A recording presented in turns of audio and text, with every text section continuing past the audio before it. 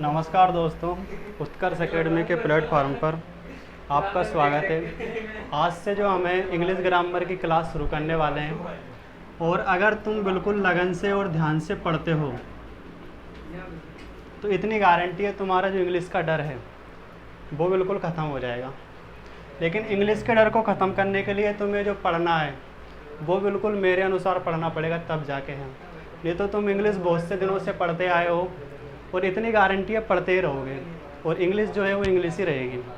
अगर इंग्लिश को बिल्कुल इजी सब्जेक्ट तुम्हें समझना बनाना है तो तुम्हें करना क्या है, इसमें जो छोटे छोटे कॉन्सेप्ट हैं, जो बेसिक नॉलेज है, वो एक बार तुम्हें सीखनी होगी। यानी बेसिक चीज़ों के बारे में तुम्हें पढ़ना होगा, उसके बाद इंग्लिश पे काबू पा पाओगे।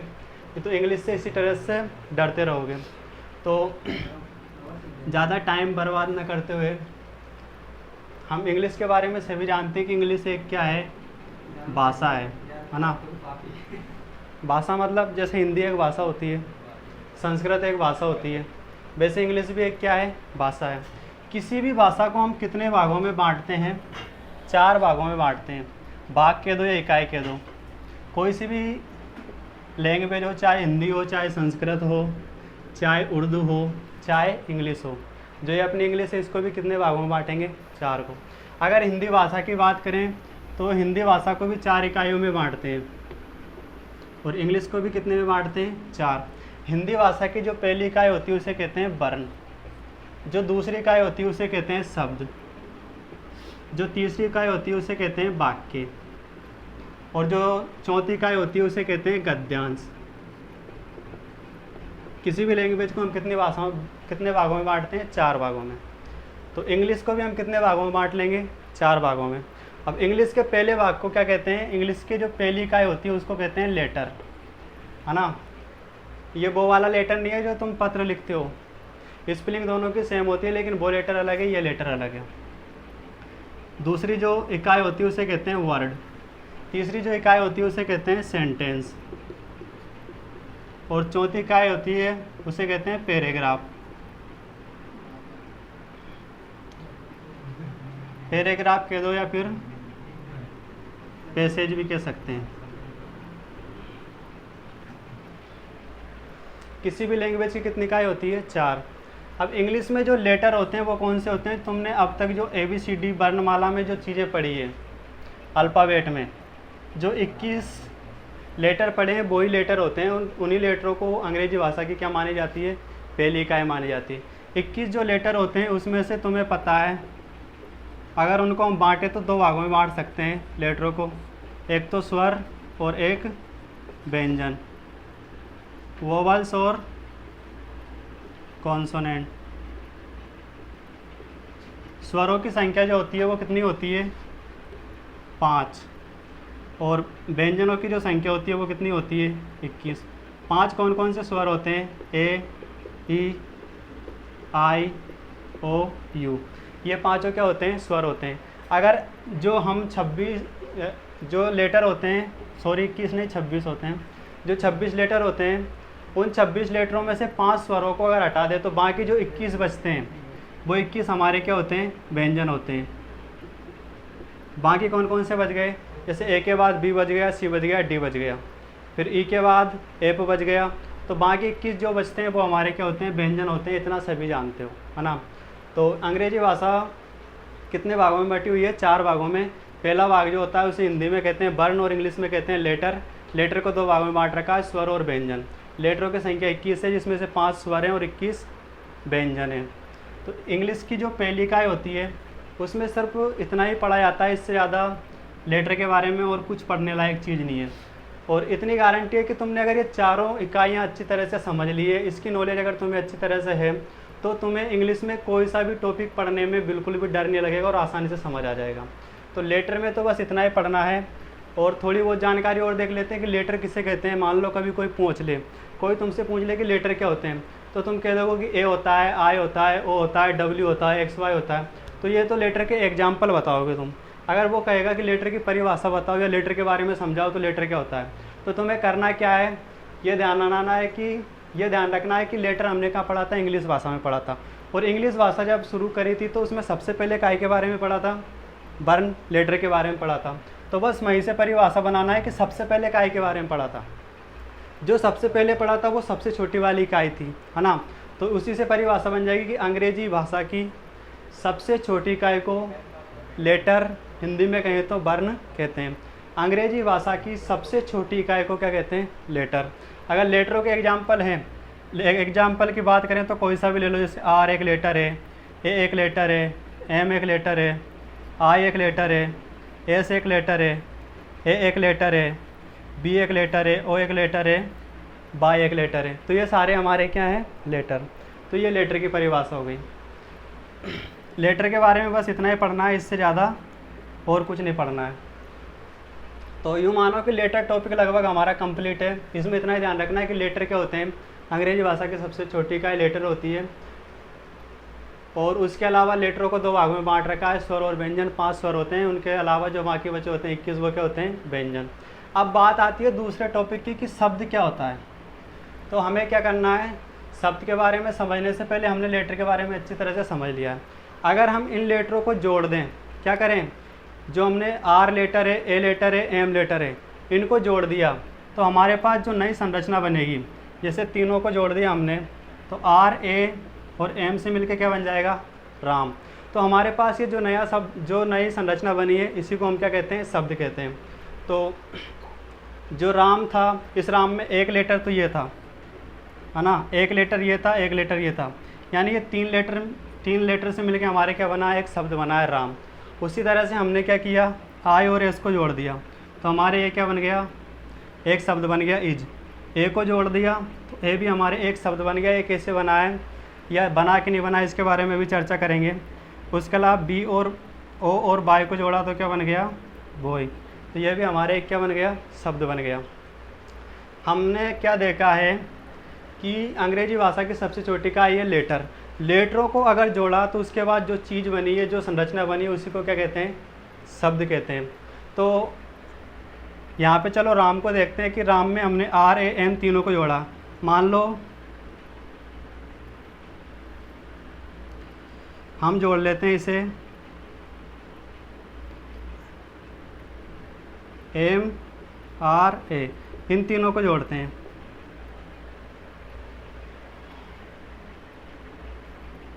तो हमारे पास क्या बनेगा? एम, आर, ए, है ना। तो अब ये जो शब्द है, तुमने कभी इंग्लिश में देखा है क्या? नहीं देखा है ना। इसका मतलब हमारे पास ये शब्द नहीं बना है। ये जो है वो क्या नहीं है। जैसे अभी हमने इससे थोड़ी सी पहले जोड़ा था कि R plus A plus M, तीनों को जोड़ा तो हमारे पास राम बना, और राम जो है वो शब्द बना है। तो फिर हमने एम, ए, आर, ए को जोड़ा है, फिर ये शब्द क्यों नहीं बना है? ये इसे हम शब्द क्यों नहीं कह सकते हैं? क्यों नहीं कह सकते? उसका कारण ये है कि इसका क्या नहीं निकल रहा है? कोई अर्थ नहीं निकल रहा है। एम, आर, ए कोई अर्थ नहीं है, जबकि राम, राम का नाम लेते पता चल रहा है ना, कोई लड़का होगा या फिर भगवान राम होंगे। इज का मतलब होता है ए का मतलब होता है एक, बी ओ वाई बॉय का मतलब होता है लड़का। यानी कि हमने बी ओ बाई तीनों को जोड़ा है तो इसका कोई अर्थ निकला है वो यानी लड़का। तो इस वजह से ये शब्द है, ये शब्द है, ये शब्द है, जबकि ये क्या नहीं है? शब्द नहीं है। तो शब्द नहीं है तो इसका कारण क्या है कि इसका कोई अर्थ नहीं निकल रहा है। तो हमें इसकी परिभाषा कैसे बनानी है? अंग्रेजी भाषा की सबसे छोटी इकाई को बर्न कहते हैं।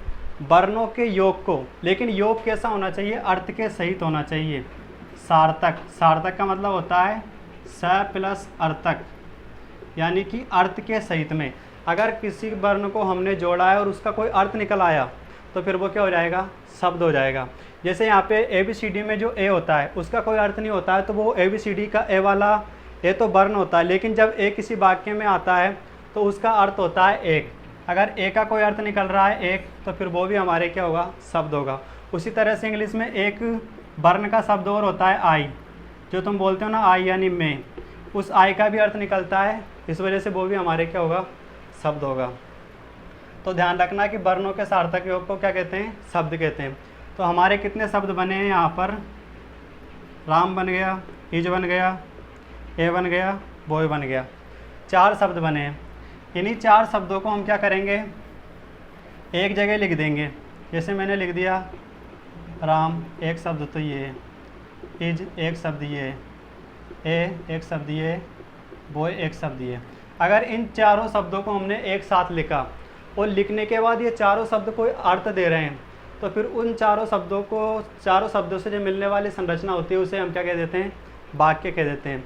तो इन चारों को जब हमने जोड़ा 1 2 3 4, तो हमारे पास क्या बना, Ram is a boy, Ram is a boy.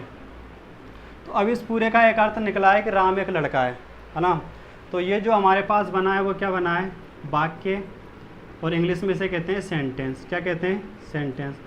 देखो कन्फ्यूज नहीं होना है, एक एक चीज़ को बिल्कुल आराम से समझना है। अंग्रेजी भाषा की सबसे छोटी इकाई जो तुम ABCD में 26 वर्ण पढ़ते हो, उस छोटी इकाई को, वर्ण को ही क्या कहते हैं, इंग्लिश में लेटर कहते हैं। तो अंग्रेजी भाषा की सबसे छोटी इकाई लेटर है। लेटर के बारे में ज़्यादा कुछ नहीं पढ़ना है। 5 स्वर हैं, 21 व्यंजन हैं जो तुम सभी जानते हो। अगर इन 5 स्वरों और 21 व्यंजनों में से कोई से भी व्यंजनों को मिला देते हैं, उसके बाद जो बनने वाला शब्द अगर उसका कोई अर्थ निकलता है तो उसे शब्द कहते हैं, यानी कि वर्णों के सार्थक योग को शब्द कहते हैं। अगर शब्दों को मिला दिया, जैसे राम शब्द था, इज शब्द था, ए शब्द था, बॉय, इन शब्दों को मिला दिया तो शब्दों के सार्थक योग को क्या कहते हैं, वाक्य। अगर हमने छोटे छोटे वाक्य मिला दिए तो वाक्यों के सार्थक योग को कह देंगे पैराग्राफ या पैसेज। जैसे Ram is a boy, he is small, he is honest. तो हमारे पास कितने, 1 2 3, ये भी एक वाक्य था, ये भी एक वाक्य था, ये भी एक वाक्य था। एक से ज़्यादा वाक्यों को एक साथ लिख दिया, जोड़ दिया, और उसका कोई अर्थ निकल रहा है तो फिर उसे हम क्या कहते हैं, गद्यांश कहते हैं। तो चलो चारों टॉपिकों के बारे में तुम्हें मोटी मोटी जानकारी समझ आई होगी। इनके बारे में विस्तार से पढ़ना है, यूँ समझ लो वर्ण जो टॉपिक है, वर्ण जो इकाई है, उसके बारे में इससे ज़्यादा कुछ नहीं पढ़ना है, और गद्यांश में भी ज़्यादा कुछ नहीं पढ़ना है। सबसे ज़्यादा तुम्हें शब्द के बारे में और वाक्यों के बारे में पढ़ना है। अगर ये दो चीज़ें तुमने अच्छी तरह से पढ़ ली है तो पूरी अंग्रेजी तुम्हारे काबू में हो जाएगी। तो अब देख लेते हैं कि वर्ण के बारे में तो हमने देख लिया कि वर्ण कितने तरह के होते हैं, 2 तरह के होते हैं, स्वर व्यंजन होते हैं। अब शब्द कितने तरह के होते हैं, जैसे राम एक शब्द है, इज एक शब्द है, ए एक शब्द है। तो इस शब्द को हम क्या कहेंगे, इस शब्द को क्या कहेंगे, इस शब्द को क्या कहेंगे, इस शब्द को क्या कहेंगे। तो राम को तो कहते हैं नाउन, इज को कहते हैं वर्ब, ए को कहते हैं आर्टिकल, बॉय को कहते हैं नाउन, है ना। तो इस तरह से इनके नाम होते हैं। तो जो इंग्लिश में शब्दों के नाम होते हैं वो कितने तरह के होते हैं, उन नामों के बारे में हमें क्या करना है, सीखना है। यानी शब्द जो क्लास शब्द में जो चीज़ें पढ़ेंगे, शब्द में उन नामों के बारे में पढ़ेंगे। तो अंग्रेजी में जो शब्द होते हैं, शब्द कितने प्रकार के होते हैं, 8 प्रकार के। वर्ण कितने प्रकार के होते हैं, 2 प्रकार के, स्वर और व्यंजन। वर्ण के में ज़्यादा कुछ नहीं पढ़ना है, शब्दों में पढ़ना है ज़्यादा कुछ। तो शब्द कितने तरह के होते हैं, 8 तरह के। तुमने हिंदी में पढ़ा होगा संज्ञा, इंग्लिश में कहते हैं नाउन। हिंदी में पढ़ा होगा सर्वनाम, पढ़ा नहीं होगा तो सुना होगा, इंग्लिश में कहते हैं प्रोनाउन।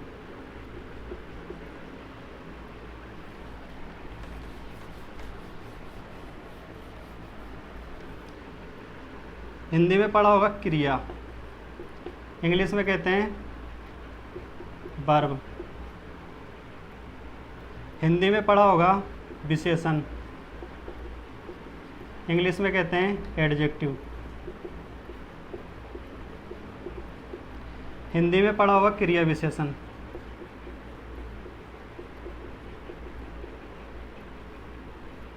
इंग्लिश में कहते हैं एडवर्ब।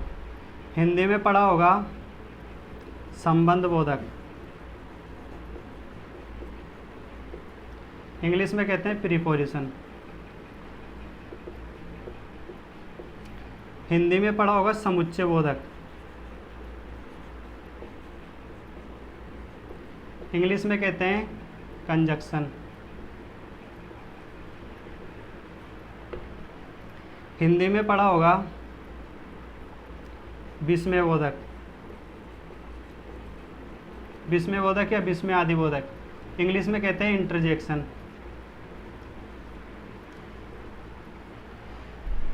कितने हो गए, 8।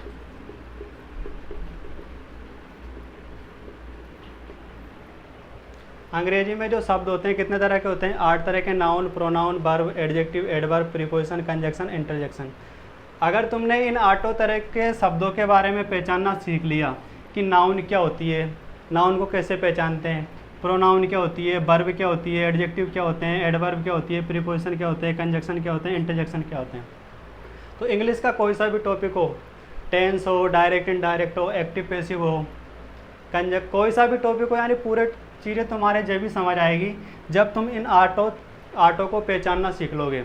अगर तुम्हें ये 8 तरह के शब्द पहचानना नहीं आते हैं तो कोई से भी टीचर से पढ़ लेना, या जो टीचर तुम्हें टेंस से स्टार्ट करके पढ़ाते हैं उनके पास चीज़ें समझ नहीं आएगी इंग्लिश में। उसका कारण क्या है कि टीचर वहाँ तुम्हें डायरेक्ट टेंस से पढ़ाएंगे, ये छोटी छोटी नॉलेज नहीं देंगे। अगर तुम्हें नाउन के बारे में, प्रोनाउन के बारे में, वर्ब के बारे में, एडजेक्टिव के बारे में अच्छी तरह से समझ लिया ना, तभी जाके टेंस समझ आएगा। तो अब हमें क्या करना है, अगली क्लासों में नाउन, प्रोनाउन और इन आर्टों के बारे में विस्तार से पढ़ेंगे और उसके बाद में टेंस स्टार्ट करेंगे। टेंस को पढ़ने से पहले इन आर्टों के बारे में अच्छी तरह से समझेंगे। तो अगली क्लास में देखेंगे। धन्यवाद।